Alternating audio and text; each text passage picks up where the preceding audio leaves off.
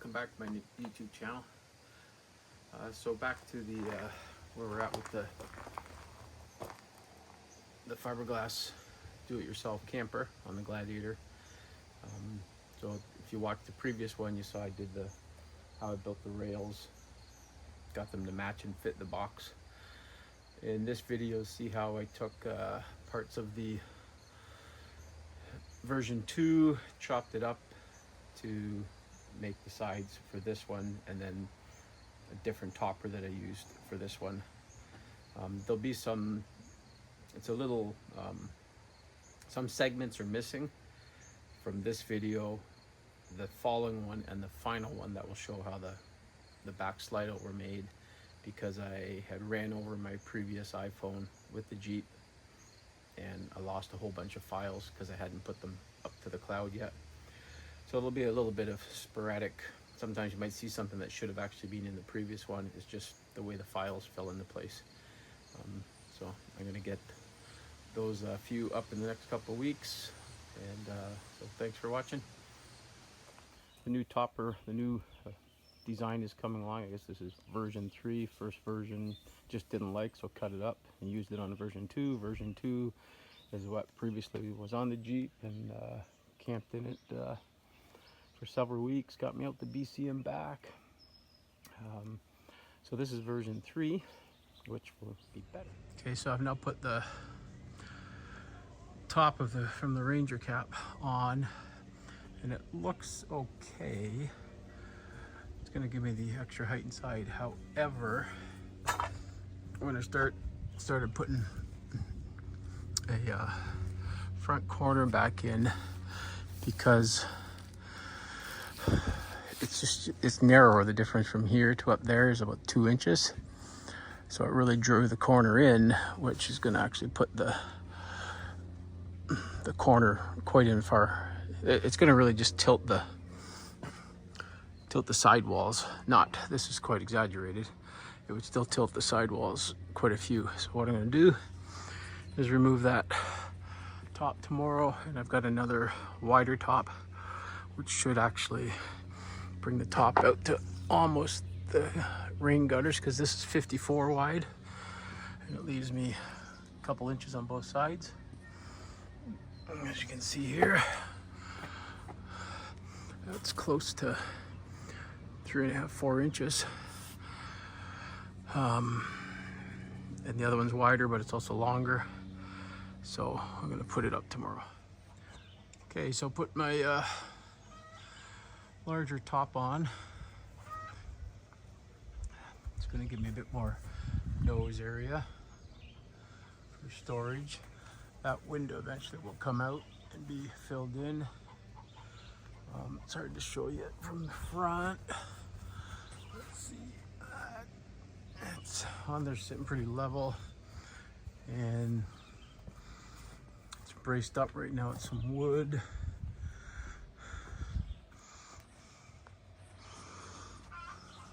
It's actually giving me 3.5 inches of more height on the inside. Jeep is sitting nice and level. So everything's pretty square, so I need to glass some braces in so that it can then be removed. So now the easiest way to start rebuilding the sides is to have everything is just temporary. It looks ugly, but here to here, from here to that top edge is following pretty much the same angle as the Jeep cab. I'm okay if it sticks out a little bit further. So what I'm going to do is cut this side out, and that's going to go on the driver's side instead of the passenger side. So I'm cutting this out, be a bit oversized, and then I'm going to blend it into that side there. Okay, time to cut out that side panel. So very dirty face mask, breathing apparatus, just keep the dust out. I'm putting the welding jacket on.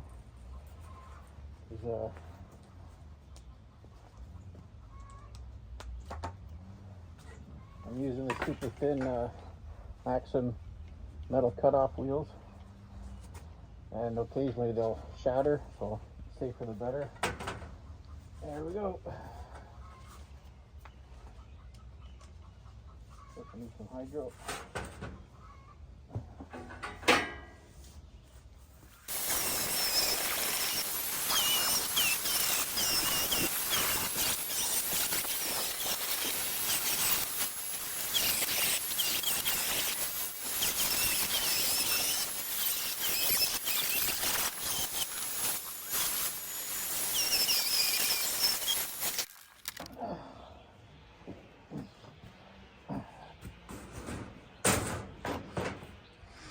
And the reason I left the window in was because it's sealed very good with, I forget what the 3M bonding glue. It bonds fiberglass to aluminum. Plus there's a gasket. I don't want to wreck the glass or twist the frame if I pop the window out. So it'll be a little harder to get in place, but that's what's next, is to figure out where it goes. So the next step is I'm going to use this edge, because this edge and this edge are very, very close to height. So I'm going to cut this piece off here and then place that window that I just cut out, that side panel I just cut out. I'm going to place it in here. Okay, so I've got both sides on. Sides are switched. I'm not worried yet about building my corners. So I use plates to line everything up and lock it in place. There's plates from the inside all along there. And what I've done is I've used my flap disc, and I've taken down the gel coat and the primers. That's probably close to 16th inch depth, if not a little more. So I've roughed it up. It's gonna be wiped down with acetone. So I'll do some short strand all in there, squish it into the seam. Same here, and then the other side is the same. Some bigger gaps, but that's okay. The more long strand that goes through the cracks, the better. I'll let that harden up, come back, grind it, put some more on. I'm not gonna put fiberglass on the outside this time. It'll all be glass, the seam will be glass the inside. That way I'll be able to get a nicer finish on the outside by using short strand and other filler products. So here's the beginning of day 4 on rebuilding the camper. You see there's the new top. That window eventually will come out. I don't want a window there. That'll come out and be filled in. You see it's wider than the other one. Got about 1.5 inch space here, which I'll probably lower and maybe curve to the roof contour with a 3/4 inch gap. When I put the bottom on, the bottom will come out of the other one and be rebuilt to fit. Here you can see I've got, into the sun. The old cap used to come to about here. It was very shallow. Now I'm 24, 26 inches, so I've basically got 4 times the space in my attic. Here's the start of a curve. So this piece used to be the bottom corner of the silver Ford Ranger topper. It's now molded into here. This is a short strand Bondo, fiberglass Bondo, and that's what seals all the joints. Eventually that gets worked down and more gets put on, and then a different type gets put on that's a smoother finish. Or I may even put 1 layer of chop mat and resin on. As you can see, the windows in here, again, all done with short strand fiber filler, and up at the top. So it's now become extremely secure. These back corners eventually get cut off when I mold in the rear. Here you can see how much space I have up in the top. I'll probably put a middle support from the floor of up there to the roof. We'll see. Here you can see the